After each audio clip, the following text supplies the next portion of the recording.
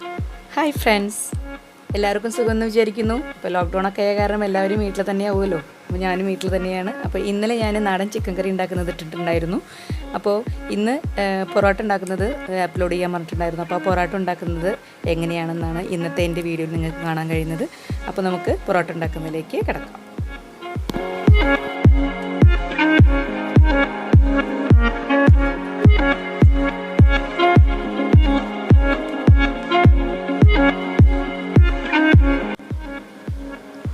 അപ്പോൾ ഞാൻ ഇതിലേക്ക് വേണ്ടിയിട്ടുള്ള മെയിൻ ഇൻഗ്രീഡിയൻ്റ് ആയിട്ടുള്ള മൈദയാണ് ഇപ്പോൾ ഞാൻ എടുത്തിരിക്കുന്നത്. 1/2 കിലോ മൈദയാണ് ഞാൻ എടുത്തിരിക്കുന്നത്. അതിലേക്ക് ഒരു ടീസ്പൂൺ ഉപ്പ് ഇട്ടിട്ടുണ്ട്. അപ്പോൾ ആ ടീസ്പൂൺ ഉപ്പ് നമ്മളിട്ടിട്ട് നന്നായിട്ട് ഇളക്കി കൊടുക്കണം. കാരണം ആ ഉപ്പ് നമ്മളിതിൽ ഈ മൈദയിൽ നന്നായിട്ട് ഇളക്കി അത് നന്നായിട്ട് യോജിച്ച് വരുന്നതിന് വേണ്ടിയിട്ടാണ് ഉപ്പിട്ടിട്ടിരിക്കുന്നത്. പിന്നെ ഇത് നന്നായിട്ട് നമ്മളിങ്ങനെ മിക്സ് ചെയ്യണം. കാരണം എന്നാലാണ് ആ ഉപ്പ് ഇതിലേക്ക് നമ്മൾ മിക്സ് ചെയ്യുള്ളൂ. ഇനി ഇതിലേക്ക് നമ്മൾ വെളിച്ചെണ്ണ അതിലേക്ക് ഉപയോഗിക്കാൻ പാടില്ല. അതിലേക്ക് നമ്മൾ പ്രധാനമായിട്ട് നമ്മൾ ഉപയോഗിക്കേണ്ടത് സൺഫ്ലവർ ഓയിലാണ്. അപ്പോൾ നമ്മളിപ്പോൾ ഇന്ന് സാധാരണ ഒരുവിധം എല്ലാ വീടുകളിലും ഉപയോഗിക്കുന്നതാണല്ലോ സൺഫ്ലവർ ഓയിൽ. അപ്പോൾ ആ സൺഫ്ലവർ ഓയിൽ നന്നായിട്ട് ഉപയോഗിക്കാം. ഇതിലേക്ക് ഒരു ഗ്ലാസ് 1/2 കിലോ മൈദയിലേക്ക് 1 ഗ്ലാസ് സൺഫ്ലവർ ഓയിൽ ഉപയോഗിച്ചിട്ടുണ്ട്. അത് നന്നായിട്ട് മിക്സ് ചെയ്തിട്ടുണ്ട്. ഇപ്പോൾ കണ്ടില്ലേ, ഞാൻ അത് നന്നായിട്ട് ആ സൺഫ്ലവർ ഓയിൽ ഈ മൈദയിൽ നന്നായിട്ട് ഇളക്കി അത് വെച്ചിട്ടുള്ളതാണ്. ഇനി ഇതിലേക്ക് ആവശ്യത്തിന് വെള്ളമൊഴിച്ച് കുഴയ്ക്കുക. ഇപ്പോൾ നമുക്ക് ഇങ്ങനെ പരിവായിട്ട് നമുക്ക് കിട്ടും. ഈ നന്നായിട്ട് നമ്മൾ കുഴയ്ക്കണം. നമ്മൾ കുഴയ്ക്കുന്നതിനനുസരിച്ചിട്ടാണ് നമുക്ക് ഇതിൻ്റെ ആ സ്മൂത്ത്നെസ് നമുക്ക് ലഭിക്കുക. നമ്മൾ എത്ര സ്മൂത്തായിട്ട് നമ്മൾ കുഴയ്ക്കുന്നുണ്ടോ അത്രയും നമ്മളുടെ മാവ് നന്നായിട്ട് അത്രയും സ്മൂത്ത് നമുക്ക് ലഭിക്കും. പൊറോട്ടയുടെ കാര്യം എന്താണെന്ന് വെച്ചാൽ നമുക്ക് മാവ് സ്മൂത്തായിട്ട് കിട്ടുകയാണ് വേണ്ടത്. അപ്പോൾ അതുകൊണ്ട് നന്നായിട്ട് കുഴയ്ക്കണം. ഇപ്പോൾ ഞാൻ ഈ ചെയ്യുന്നത് പോലെ തന്നെ നന്നായിട്ട് പ്രസ് ചെയ്തിട്ട് വേണം കുഴയ്ക്കാൻ. ഇപ്പോൾ നിങ്ങൾ കണ്ടില്ലേ, ഇപ്പോൾ നമുക്കതിന് മാവ് നന്നായിട്ട് ആയിട്ടുണ്ട് കുഴച്ചിട്ട്. അപ്പോൾ ഇതിലിടയിലിടയിൽ നമ്മളിങ്ങനെ എണ്ണ ചേർത്ത് കൊടുക്കണം.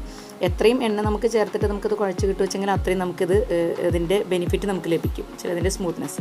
ഇനി ലാസ്റ്റ് നമ്മൾ ഇതിലേക്ക് കുഴച്ച് വെച്ചിട്ടുള്ള ഈ മാവിൻ്റെ മുകളിലേക്ക് കുറച്ച് എണ്ണ തടവി കൊടുത്തിട്ട് വേണം ഇത് നമ്മൾ കുറച്ച് നേരം മാഗ്നേറ്റ് ചെയ്ത് വയ്ക്കും, റെസ്റ്റ് ചെയ്ത് വയ്ക്കും.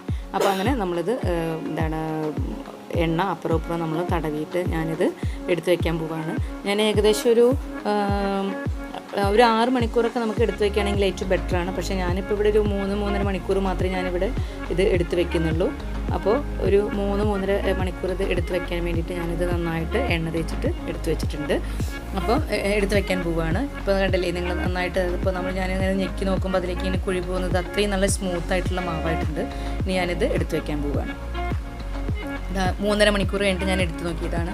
അപ്പോൾ ആദ്യത്തെയും കാട്ടി ഒന്നും കൂടി നല്ല സ്മൂത്തായിട്ടുള്ള നമ്മളിങ്ങനെ ഞെക്കി കഴിഞ്ഞിട്ടുണ്ടെങ്കിൽ ഉള്ളിലേക്ക് പോകുന്ന അത്രയും സ്മൂത്തായിട്ടുള്ള മാവായിട്ടുണ്ട്. ഇനി ഒന്നും കൂടി ഞാൻ ലേശ എണ്ണ തടവിയിട്ട് ഞാനത് ഒന്നും കൂടി കുഴച്ചെടുക്കുകയാണ്. അപ്പോൾ എത്രയും നമ്മളുടെ മാവ് നല്ല സ്മൂത്താവുന്നു അത്രയും നമുക്ക് ഈസി ആയിട്ട് നമുക്ക് നല്ല ടേസ്റ്റുള്ള പൊറോട്ട നമുക്ക് ഉണ്ടാക്കിയെടുക്കാൻ സാധിക്കും. അപ്പോൾ മാവ് നന്നായിട്ട് ഞാൻ കുഴച്ചിട്ടുണ്ട്. ഇനി നമ്മൾ സാധാരണ ചപ്പാത്തിക്ക് നമ്മൾ ഉണ്ടാക്കുന്നത് പോലെ തന്നെ അതിലേക്ക് ചെറിയ ഉരുളകളായിട്ട് എടുക്കണം. ഞാൻ ആദ്യം അത് കുറച്ചിങ്ങനെ നീട്ടി വലിച്ചെടുക്കുകയാണ് ചെയ്തത്.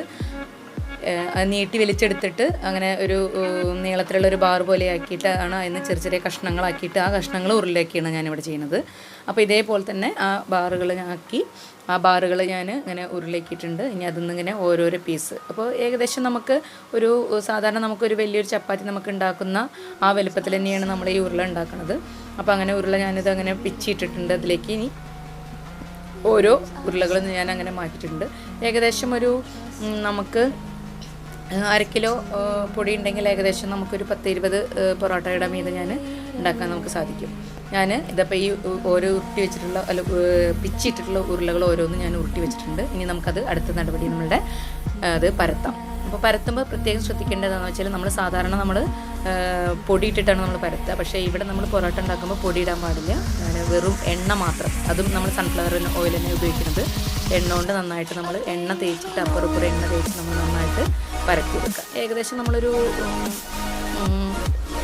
ചപ്പാത്തിയുടെ ഒരു വലുപ്പത്തിൽ തന്നെ നമുക്കത് പരത്തിയെടുക്കാം. അങ്ങനെ പരത്തി എടുക്കുമ്പോഴും നമുക്കിത് സ്മൂത്തായിട്ട് കിട്ടുന്നതിന് വേണ്ടിയിട്ട് നന്നായിട്ട് പരത്തിന് വേണ്ടിയിട്ട് ഇടയ്ക്കിടയ്ക്ക് നമുക്ക് അപ്പുറം എണ്ണ തേച്ച് കൊടുക്കണം. അപ്പോൾ ആദ്യം തന്നെ എണ്ണ ഒരു പാത്രത്തിൽ നിങ്ങൾ എടുത്തേക്കുകയാണെങ്കിൽ നിങ്ങൾക്ക് ഏറ്റവും കുറച്ച് ബെറ്ററാണ്. നിങ്ങൾക്ക് എളുപ്പത്തിൽ നമുക്ക് പണി തീർത്ത് വയ്ക്കാൻ പറ്റും. നമുക്ക് പണി നമുക്ക് ഈസിയാക്കാൻ നമുക്ക് സാധിക്കും. അപ്പോൾ ഇപ്പോൾ നമുക്കിങ്ങനെ ചെയ്യാൻ പറ്റിയ ഏറ്റവും ബെറ്റർ ഇത് ഞാൻ ഇപ്പോൾ ഈ ചെയ്യുന്ന പോലെ അപ്പുറം നമ്മൾ ഇങ്ങനെ സൈഡിലേക്ക് ഇങ്ങനെ പരത്തി കൊടുക്കുകയാണ് ഏറ്റവും ബെറ്റർ. ഇനി ഈ പൊറോട്ട എടുത്ത് നമ്മൾ പരത്തി വെച്ചിട്ടുള്ള ഈ സാധനം എടുത്തിട്ട് ഞാൻ ഒരു പ്ലേറ്റിലേക്ക് വെക്കുകയാണ്. അപ്പോൾ ആ പ്ലേറ്റിലും കുറച്ച് എണ്ണ ഞാൻ തേച്ച് കൊടുത്തിട്ടുണ്ട്. അതിലേക്ക് ഞാൻ ഈ പരത്തി വെച്ചിട്ടുള്ള ഈ റൊട്ടി ഞാൻ ഇതിലേക്ക് വെക്കുകയാണ്. അപ്പോൾ അങ്ങനെ വെക്കുമ്പോൾ ഞാൻ ഇങ്ങനെ നമ്മൾ 4 സൈഡും അതിൻ്റെ ഓരോ സൈഡും ഞങ്ങൾ ചുളിയാതെ നമുക്കിങ്ങനെ നിവർത്തി വെച്ച് കൊടുക്കണം. എന്നാൽ മാത്രമാണ് നമുക്കിതിൻ്റെ മുകളിലേക്കായിട്ട് നമ്മളിതിങ്ങനെ ഓരോ ലെയറും നമ്മൾ ഉണ്ടാക്കി വെക്കുന്നത്.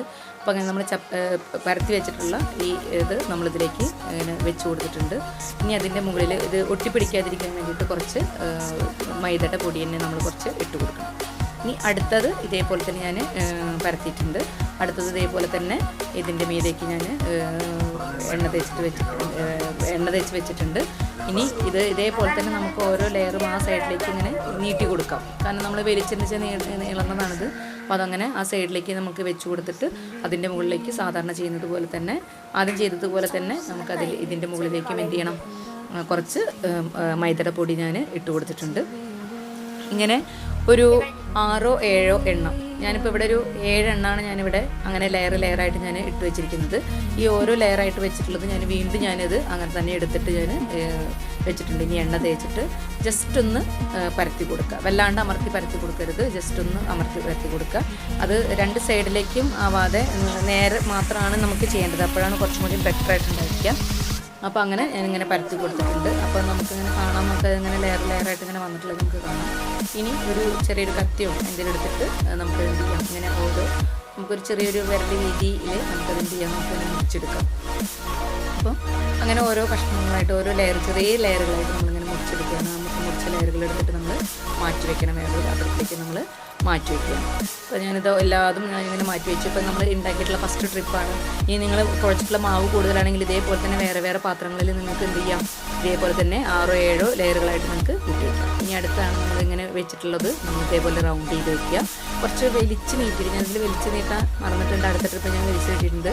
അപ്പോൾ കുറച്ചുകൂടി വലിച്ച് നീട്ടിയിട്ടാണെങ്കിൽ കുറച്ചുകൂടി ബെറ്റർ ആയിരിക്കും. അത് നമ്മളിങ്ങനെ ഉരുളകളായിട്ട് വെക്കുക. ഇങ്ങനെ ഇതപ്പോൾ ഞാൻ ചെയ്യുന്നത് പോലെയാണ് നമ്മളത് ഇങ്ങനെ റോളുകളാക്കേണ്ടത്. അങ്ങനെ റോളുകളാക്കിയിട്ട് അതിൻ്റെ അതിലേക്ക് വെച്ചിട്ട് വേണം നമുക്ക് ചെയ്യാൻ. അപ്പോൾ ഞാനിപ്പോൾ ഇതിൽ നിന്ന് 2 സൈഡിലത്തെയാണ് അതിൽ ചെറിയ ഇതായിട്ട് നമുക്ക് കാണുന്നത് 2 സൈഡിലുള്ളതാണ്. അത് വേണമെങ്കിൽ നമുക്കത് ജോയിൻ ചെയ്തിട്ട് വലിയ തുറന്നാക്കിയിട്ട് നമുക്ക് മാറ്റാം. ഇനി ഇത് വെച്ചിട്ട് നമുക്ക് ചപ്പാത്തി കോഴ കൊണ്ടൊന്നും പരത്തേണ്ട ആവശ്യമില്ല. വെറുതെ നമുക്ക് കൈ കൊണ്ട് ഇങ്ങനെ പരത്താണ് ഏറ്റവും ബെറ്റർ. നമ്മൾ സാധാരണ മപ്പൊക്കെ ഉണ്ടാക്കുമ്പോൾ നമ്മൾ ഇങ്ങനെ കൈ കൊണ്ട് പരത്തിയിട്ട് വലുതാക്കില്ലേ, അതേപോലെ തന്നെയാണ് ഞാനിതും ചെയ്തിരിക്കുന്നത്. അപ്പോൾ അതുകൊണ്ട് നമുക്ക് കൈ കൊണ്ട് പരത്തിയിട്ട് എളുപ്പം ഉണ്ടാക്കുകയാണ് ഏറ്റവും ബെറ്റർ. വല്ലാണ്ട് നൈസാവും ചെയ്യരുത്, കാരണം ചിലപ്പോൾ നമ്മളുടെ പൊറോട്ടയുടെ കട്ടി കൂടില്ല. അപ്പോൾ അതുകൊണ്ട് നമ്മൾക്ക് അത്യാവശ്യം ഇതിന് മാത്രമേ എന്ത് ചെയ്യാൻ പാടുള്ളൂ, നമുക്കത് വലിപ്പം ഉണ്ടാക്കാൻ പാടുള്ളൂ. അപ്പോൾ ഞാനിപ്പോൾ ഇപ്പോൾ ഒരു ആവശ്യത്തിനുള്ളൊരു വലിപ്പത്തിന് മാത്രമേ ഉണ്ടാക്കിയിട്ടുള്ളൂ. ഇനി അതേപോലെ തന്നെ ഓരോന്നും ഇതേപോലെ തന്നെ എണ്ണ തേച്ച് ഇത് പരത്തുമ്പോഴും ഇതേപോലെ തന്നെ നമുക്ക് എണ്ണ നമുക്ക് യൂസ് ചെയ്യണം. കാരണം വെച്ചാൽ അപ്പോഴാണ് കുറച്ചും കൂടി നമുക്കിതിൽ വെള്ളമൊന്നും ചേർക്കാൻ പറ്റില്ല നമുക്ക്. അപ്പോൾ അപ്പോഴാണ് നമുക്ക് കൂടുതൽ നമുക്കിത് പരത്താൻ നമുക്ക് ഈസി ആവുള്ളൂ. ഇനി ഇതേപോലെ തന്നെ ഞാൻ ചപ്പാത്തി കല്ല് വെച്ചിട്ടുണ്ട്. ചപ്പാത്തി കല്ലിൽ ഇതേപോലെ തന്നെ എണ്ണ തേച്ചിട്ട് അതിലേക്ക് ഞാൻ ആദ്യത്തെ എൻ്റെ പൊറോട്ട ഞാൻ വേവിക്കാൻ വെച്ചിട്ടുണ്ട്. ഇനി അത് നമ്മൾ ചപ്പാത്തി ചുട്ടെടുക്കുന്നത് പോലെ തന്നെ അപ്പുറം ഇപ്പുറം നല്ല മറച്ചിട്ടിട്ട് വേണം നമുക്ക് വേവിക്കാൻ. അപ്പോൾ ഞാൻ ഇത് അപ്പുറം ഇട്ട് നമ്മൾ മറിച്ചിട്ടിട്ട് വേവിക്കുകയാണ്. അപ്പോൾ ആദ്യം കുറച്ച് ഇതിൻ്റെ മുകളിൽ തന്നെ വേണമെങ്കിൽ കുറച്ച് എണ്ണ നമുക്ക് തേച്ച് കൊടുക്കാം. അപ്പുറം ഇപ്പുറം ഇട്ടിട്ട് ഞാൻ നന്നായിട്ട് ചുട്ടെടുക്കാൻ പോവുകയാണ്. അപ്പോൾ ഇങ്ങനെ അവിടെ ഇവിടെയൊക്കെ ആയിട്ട് ഇങ്ങനെ ചെറിയ ബ്രൗൺ കളർ ഷെയ്ഡിങ് ഇങ്ങനെ വന്നു തുടങ്ങിയിട്ടുണ്ട്. ആ ബ്രൗൺ കളർ ഷെയ്ഡിങ് വരുമ്പോൾ കുറച്ച് നമുക്കത് ആക്കിയിട്ട് ഇപ്പോൾ അതാണ്ട് അത്യാവശ്യം കളറിൽ നമ്മൾ വന്നിട്ടുണ്ട്. ഇപ്പോൾ നമ്മളുടെ പൊറോട്ടയുടെ ഫസ്റ്റ് ട്രിപ്പ് അത് ശരിയായി. ഇനി ഒരു 4-5 എടുത്ത് കഴിഞ്ഞിട്ടുണ്ടെങ്കിൽ നമുക്ക് എന്ത് ചെയ്യാം, ഇതേപോലെ നമുക്കിങ്ങനെ 5-4 വെച്ചിട്ട് നമുക്കിങ്ങനെ അടിച്ചെടുക്കണം. അപ്പോൾ മാത്രമാണ് പൊറോട്ടയുടെ സ്മൂത്ത്നെസ് നമുക്ക് കറക്റ്റായിട്ട് നമുക്ക് കിട്ടുള്ളൂ. ഇപ്പോൾ വീണ്ടും ഞാനത് അടിച്ചെടുത്തിട്ടുണ്ട്. ഇപ്പോൾ നിങ്ങൾക്ക് സ്വാദേറിയ നമ്മളുടെ ഹോംലി മെയ്ഡ് പൊറോട്ട നിങ്ങൾക്ക് തയ്യാറായി കഴിഞ്ഞു. ഇതിലേക്ക് നിങ്ങൾക്ക് ഇഷ്ടമുള്ള ബീഫ് കറിയോ അല്ലെങ്കിൽ ചിക്കൻ കറിയോ ഏത് കറി വേണമെങ്കിലും നമുക്ക് ഇടാം.